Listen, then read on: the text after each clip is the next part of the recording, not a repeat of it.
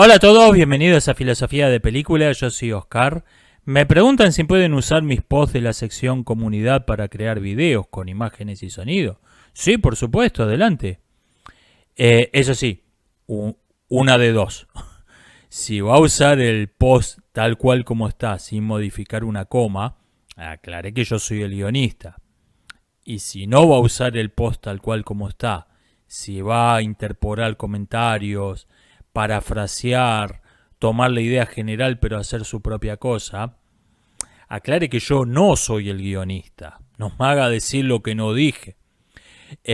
No tengo problema con ninguna de las dos opciones, pero decídase por una de las dos. Fuera de eso, encantado, adelante. Me preguntan, ¿me puedo extender respecto de la ideología de la infantilización? Vea, en toda sociedad conocida, la vida humana se divide en dos grandes etapas. Después suele haber subdivisiones menores, pero básicamente hay una división que es la principal, es la más importante de todas.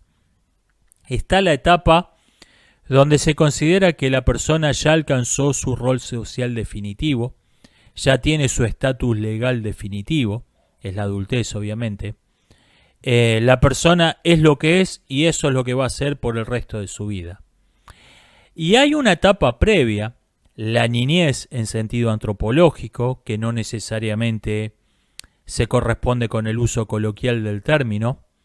Y en esta niñez antropológica, la persona se considera que todavía se está formando, todavía no es lo que va a ser, todavía no alcanzó su forma definitiva, no desempeña su rol social definitivo, y entonces tiene una serie de derechos y obligaciones distintos.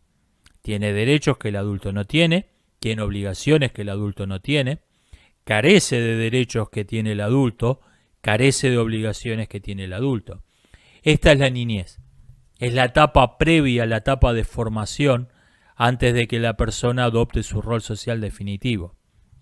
Ahora bien, lo que nos encontramos en los partidos totalitarios, en las ideologías totalitarias y en pequeña escala en los cultos o sectas, es que esta división se ha eliminado y lo que normalmente debería ser el estado previo, el estado de formación, se considera el estado definitivo de la persona.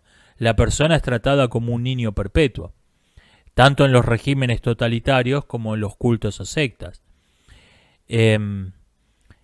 Esta es la ideología de la infantilización, a esto me refería. ¿La historia de la sexualidad de Foucault o la historia de las orgías de Burgo Partridge? Burgo Partridge creo que es un autor que está muy infravalorado. Y creo que en esto han contribuido varios factores. Una es el único libro que escribió en su vida. No es un autor conocido por otras cosas, que tiene este libro raro, medio extravagante. Bueno, vamos a ver qué es esto. Lamentablemente murió muy joven. Dos, el tono jocoso en que está escrito. El autor no se toma en serio ese libro y esto lleva a que el lector tampoco se lo tome en serio. Es un libro que se suele incluir en las ediciones de tapa rosa. Se considera literatura para pasar el rato, a pesar de que tiene un trabajo de investigación enorme detrás. Mientras que Foucault es el gran pensador reverenciado por la academia, aunque su libro es menos interesante, más superficial. Y por último, lo publicó en un momento, hace un siglo atrás más o menos, en números redondos, en donde creo que la mayor parte de los lectores no entendió de qué estaba hablando. A pesar de que el libro va saltando de una cultura a otra, se enfoca en un tema y no en una época, mayormente se ocupa del paso de la antigüedad a la Edad Media, de la decadencia romana de las últimas décadas del último siglo de la civilización romana. Ese es su foco. Y me parece que un siglo atrás, cuando la decadencia de nuestra civilización no era algo obvio, o todavía no era un asunto, me parece que los lectores no entendieron de qué estaba hablando. Nosotros, en cambio, entendemos de qué está hablando. Entendemos qué es lo que está diciendo. Eh, por ahí le dedico un video en la sección Filósofo fuera de las 40 del mazo. Creo que es un autor que vale la pena. Muy poco conocido, muy poco apreciado. ¿Qué pienso de la crisis del fentanilo en Estados Unidos? Me asombra que todavía lo llamen así. Que todavía no hayan decidido que esta epidemia de un problema psicológico es algo perfectamente normal y saludable. El fentanilo es un estilo de vida enriquecedor. Las personas que lo consumen son gente maravillosa y debe ser celebrado y aplaudido porque el fentanilo enriquece la diversidad cultural del universo. El fentanilo es algo perfectamente sano, lo único que mata es tu fentanilofobia. Supongo que porque no lo produce Bayer. Supongo que esto es lo que hace la diferencia, que no lo fabrica Bayer. Si el fentanilo lo produjera Bayer, esto que acabo de decir, probablemente no sería una sátira, no sería una parodia, sería el discurso oficial, el discurso obligatorio del tema. ¿Qué pienso de la utilidad terapéutica del psicoanálisis? No estoy calificado para opinar del tema, así que no lo voy a hacer. Sé que hay gente que hace terapia, que utiliza el psicoanálisis como una herramienta práctica, sin preocuparse demasiado por sus fundamentos filosóficos. A mí me interesa el psicoanálisis desde un punto de vista histórico-filosófico. Me interesan los pioneros de esa corriente, porque los pioneros de toda corriente científica siempre son los más interesantes filosóficamente, porque se han tenido que ocupar de problemas epistemológicos, de problemas filosóficos, que sus continuadores simplemente dan por sentados. Cosas como, ¿nos sirve el método de alguna otra ciencia, aunque sea modificándolo un poco, adaptándolo, o vamos a tener que crear nuestro propio método? Ese tipo de cuestiones son las que se ocupan los pioneros y son más filosóficas que no científicas o terapéuticas. Por otra parte, algo que he notado entre quienes rechazan la utilidad del psicoanálisis es una deshonestidad intelectual asombrosa. O sea, tipos como Mario Bunge son el equivalente que en una clase de biología haya un creacionista diciendo, en una clase de biología de una universidad, haya un creacionista diciendo, si el hombre desciende del mono, ¿por qué todavía hay monos en el mundo? No digo que no se deba criticar el darwinismo. Yo, por ejemplo, creo que la hipótesis de Darwin no cumple las condiciones necesarias para ser considerada científica. Ahora, no podés aceptar en una discusión seria que se haga un grotesco hombre de paja de la posición rival, que se lo ataque con visibles falacias lógicas, o que incluso un autor se jacte de no haber leído, de no estar al tanto de la idea que está atacando. Bueno, eso en biología sería inaceptable, pero si es para atacar el psicoanálisis está bien. Mientras que digas que estás en contra, hacé un hombre de paja grotesco, no ataques las verdaderas ideas de Freud y los de su escuela, usá groseras falacias lógicas, falacias de manual de lógica para principiantes, jactate de que no leíste los libros que estás atacando, está todo, estás en contra, está todo bien, te vamos a aplaudir, te vamos a poner en un pedestal. Es una deshonestidad intelectual que no he visto en ningún otro asunto. Me preguntan, escuché que Kinsey, el de los estudios sobre la sexualidad, fue un fraude, ¿es verdad? Yo lo que escuché es algo mucho más moderado, y es que las encuestas que hizo están muy mal hechas, tienen un error metodológico de base, y es que no tuvo en cuenta el no sabe, no contesta. Y resulta que el no sabe, no contesta fue enorme en sus encuestas. Más de la mitad de los hombres y más del 90% de las mujeres a las que le envió su cuestionario no le respondieron. Y Kinsey dijo, bueno, Kinsey, no me acuerdo cómo dice este apellido, no importa. O sea, en su defensa, así es como se solían hacer las encuestas en esa época. La idea de que para que una encuesta te diga algo sobre el mundo real no podés salir a preguntarle a gente random en la calle. Tenés que tomar un montón de precauciones para que eso tenga algún valor. Es algo que se ha discutido y se ha ido teniendo en cuenta en las últimas décadas. En esa época sí se hacía una encuesta. O sea, no es que fuera particularmente mala la de la investigación de Kinsey. En todo caso, lo que sí es un fraude es seguir dando por buena en la década de los 2020 una investigación que sabemos que no tiene ningún valor científico. Eso sin duda tiene un espíritu fraudulento, aunque no sea técnicamente un fraude científico. Me dicen, tengo una profesora de filosofía que dice que Platón no desarrolló en realidad ninguna teoría, que sus diálogos son escritos con una intención literaria, que tienen pensamientos por el medio, que es un error considerarlo un teórico. Creo que tiene un buen punto. Quizás es un poco exagerado este punto de vista, o usted está exagerándolo al transmitírmelo. Pero cuando leemos a los antiguos con una mentalidad moderna, solemos hacer unas clasificaciones, meter ahí unos sistemas de categoría que nosotros tenemos totalmente naturalizados y no nos damos cuenta que los autores de esos escritos no pensaban así. Por ejemplo, en el caso puntual de Platón, solemos pensar que, bueno, cuando está desarrollando en diálogos que son prácticamente ensayos, donde cada tanto un personaje dice, ajá, pero básicamente es un ensayo, y desarrolla cosas como la teoría de las ideas, bueno, esto es filosofía. Esto es filosofía en serio. Y cuando mete cosas como el mito de los andróginos, bueno, esto es poesía. Y Platón es una mezcla de poesía y filosofía.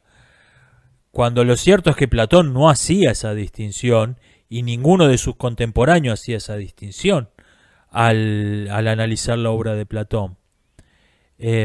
Por ejemplo, nosotros consideramos que Anaxágoras fue un astrónomo, Tucídides fue un historiador, Platón fue un filósofo poeta y Aristóteles, bueno, es un filósofo en serio, es la idea que tenemos nosotros de lo que es un filósofo, y no nos damos cuenta que para los griegos antiguos esos cuatro autores pertenecían a una misma categoría.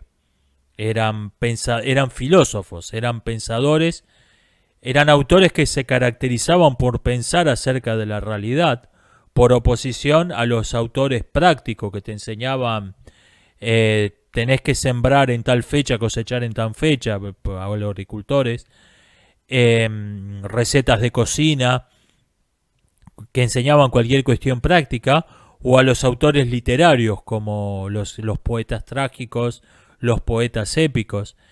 Esa distinción que hacemos nosotros, bueno, esto es astronomía, esto es historia, esto es filosofía, no existía para esos tipos. Para los autores de la Grecia clásica, Anaxágoras, Aristóteles y Tucídides eran tres formas de la misma cosa. Esto me parece que es un punto válido a tener en cuenta. Dicen que en uno de los primeros videos del canal dije que la tolerancia era una virtud de prostíbulo y que despreciaba la tolerancia. ¿Sigo pensando lo mismo? Básicamente sí. Actualmente agrupo a la tolerancia, la moderación y la prudencia bajo la común etiqueta de virtudes escépticas. Las llamo así porque parten del supuesto de que nuestro conocimiento de la realidad es imperfecto, es limitado, es defectuoso, y que tenemos que actuar teniendo en cuenta que nuestro conocimiento de la realidad es limitado, es imperfecto, es incompleto, es defectuoso. Ahora bien, dado que esto es verdad, nuestro conocimiento de la realidad es limitado, es imperfecto, las virtudes escépticas tienen algún valor. Muy especialmente la menos elogiada de todas, la prudencia. La prudencia es la única que creo que realmente vale algo. El problema con la tolerancia y con la moderación es que en el 99% de los casos no son otra cosa que una máscara moral para la cobardía. Se es tolerante con el grandote que te puede dar una paliza, pero no con el que es más chico. Es una máscara moral para la cobardía. Lo mismo la moderación. Por ejemplo, en plataformas como esta, como YouTube, una opinión moderada no significa ninguna otra cosa que una opinión que le agrada a la plataforma. No significa ninguna otra cosa. El rechazo de las ideas radicales, extremas. Desprecio la moderación, desprecio la tolerancia. Tengo en alguna estima la prudencia, aunque también hay que tomarla con pinza. Ser prudente no siempre es lo mejor. A veces la imprudencia es necesaria. Pero sí, básicamente sigo pensando lo mismo. Las virtudes escépticas tienen además otro problema, y es que son claramente insuficientes. No podés tener un sistema moral que no contenga otra cosa que virtudes escépticas. No alcanza. No es que tengan algo de malo, que no alcanzan. Del mismo modo que el llamado wokismo, que es un código moral que no contiene otra cosa que normas de etiqueta, normas de educación, de buenos modales. A ver, un eufemismo cada tanto no le hace daño a nadie. Tu hermana es una belleza poco común, una belleza poco convencional. Un eufemismo cada tanto no le va a hacer daño a nadie, no tiene nada de malo. Pero no podés tener un código moral que no contenga otra cosa que reglas de buena educación. El llamado wokismo es algo análogo a la jerga de la diplomacia, extraordinariamente hipócrita, totalmente recargada de eufemismos, hasta el punto de necesitar un traductor si no estás familiarizado con lo que carajo están hablando. Pero sin el cinismo propio de los diplomáticos, que nunca se le olvida la realidad, nunca dejan de... No importa qué tantos eufemismos, qué tantas indirectas usen, nunca se olvidan de la realidad. El wokismo es eso mismo, pero simplemente tomando la charlatanería hipócrita como si fuese real. Ejemplo, esta chica española, esta turista que la agredieron sexualmente en la India y salió a defender a sus atacantes y acusar de racistas a los que los insultaban en internet.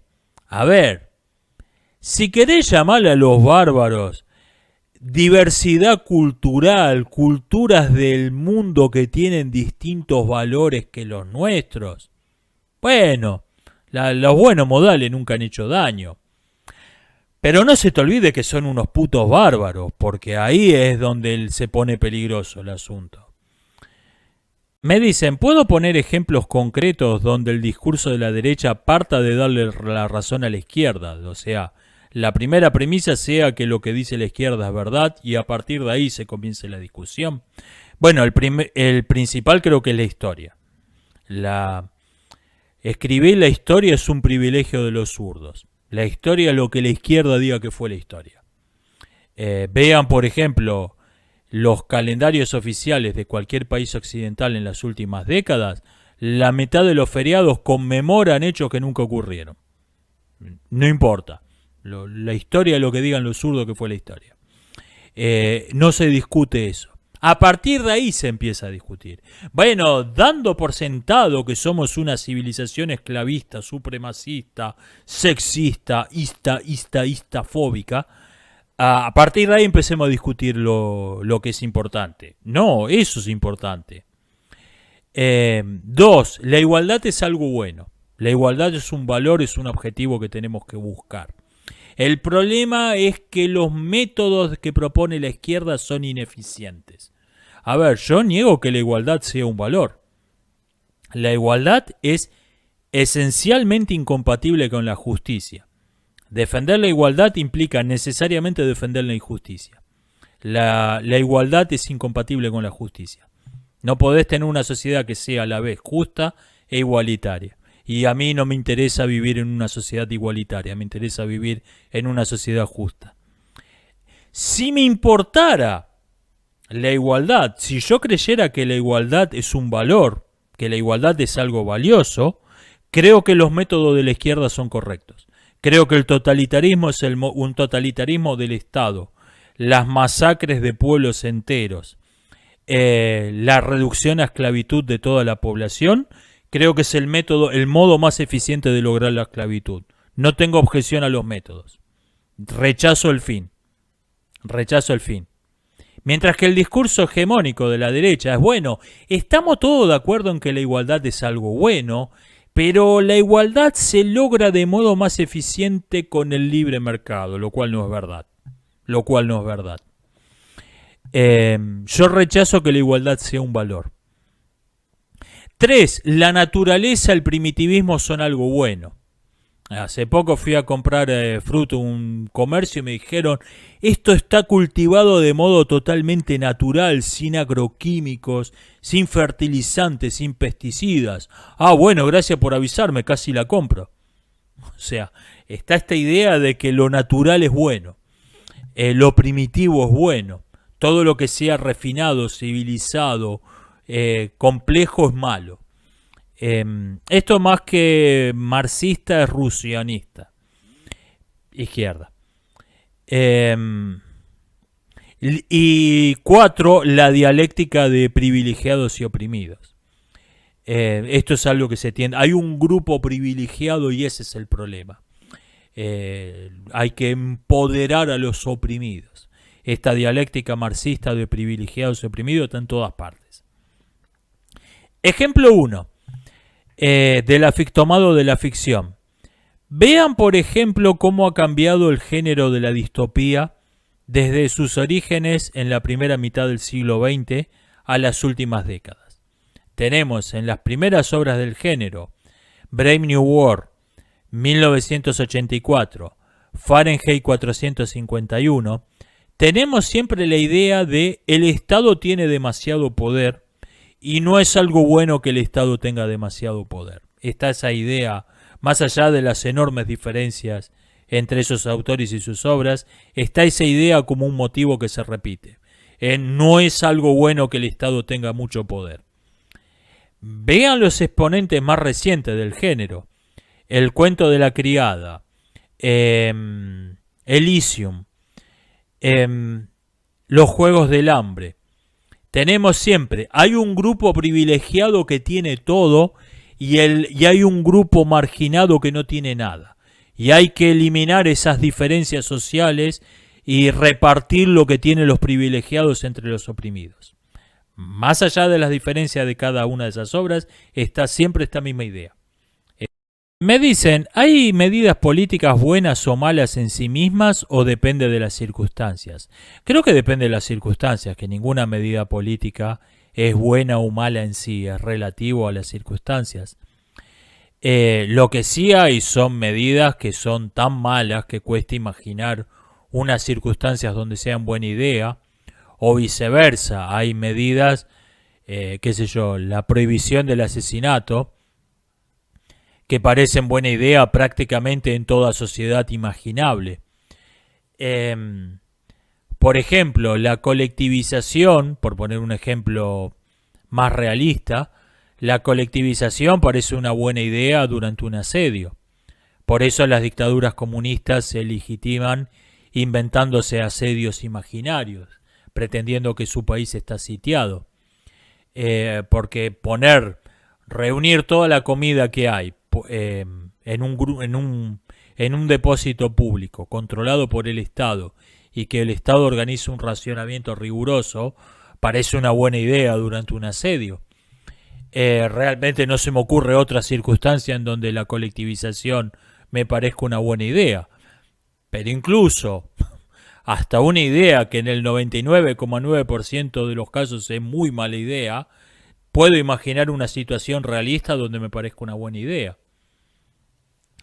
Voy a ver el problema de los tres cuerpos. Por ahí me veo a la original china, la que está producida por el Partido Comunista. Sospecho que debe tener menos propaganda de izquierda que la versión de Netflix. Voy a ver Shogun. Por ahí me veo a la de los 80. Creo que la vi de niño, pero no me acuerdo nada. O sea, prácticamente la voy a ver por primera vez. Ni me acordaba que esa serie existía hasta que hicieron la remake, la nueva versión, como quieren llamarlo. Me dicen que los shopping centers no solo son vacíos emocionalmente, sino que son vacíos culturalmente.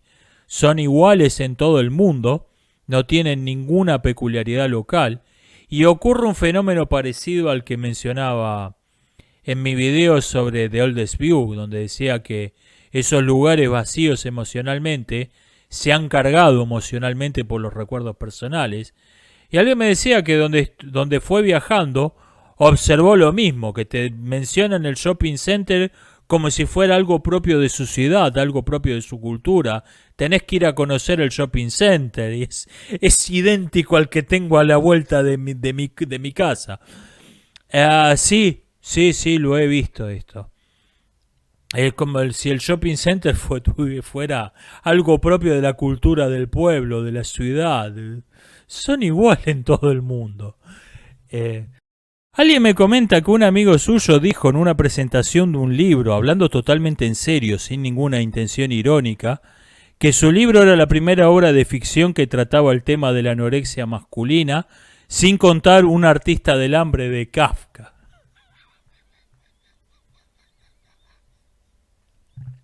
O sea, el tópico del libro era ridículamente específico y así todo alguien lo había hecho antes y mejor. Vea, yo creo que zafé de este delirio de originalidad porque empecé a escribir siendo un tipo grande. Me interesé por la ficción más allá de que de joven todo el mundo quiere ser poeta o algo por el estilo. Me puse a escribir ficción alrededor de los 45 años. Ya tenía filosofía de película. Creo que zafé de esta locura de soy muy original. Voy a hacer algo que no hizo nunca nadie antes. Gracias a eso, a que ya era un tipo grande cuando empecé a escribir ficción. Si querés escribir algo original, naciste 5.000 años tarde. Lo lamento mucho. Y me dicen por último que el escritor R.R. Martin aconseja no imites una obra que admires porque vas a hacer solo una mala copia de eso. Imita obras que despreciás, imita ficciones que te parezca que tienen una buena idea, pero que esa idea fue mal ejecutada. Yo creo que es una idea interesante esto. Hay cuentos, películas, novelas, que uno dice, acá hay algo interesante. La idea básica es interesante, pero fue muy mal ejecutada. Yo creo que ese es un buen punto de partida para escribir algo bueno. Y si no tenés el consejo de George Lucas, robale a todo el mundo y vas a ser original. O sea, tomá películas de samurái, películas de caballero, películas de la Segunda Guerra Mundial, mezcla todo eso y te va a salir Star Wars. Creo que ese también es un buen consejo. Los dos. Y copiar a todo el mundo o copiar la idea. Copiar una idea que te parezca que haya estado mal ejecutada, que se pueda hacer mejor. Y creo que son buenos consejos ambos. No imites, si admirás El Señor de los Anillos, no imites El Señor de los Anillos, porque vas a hacer una copia cutre más entre miles del Señor de los Anillos. Totalmente de acuerdo. Esto ha sido todo por hoy. Nos estamos viendo. Hasta la próxima.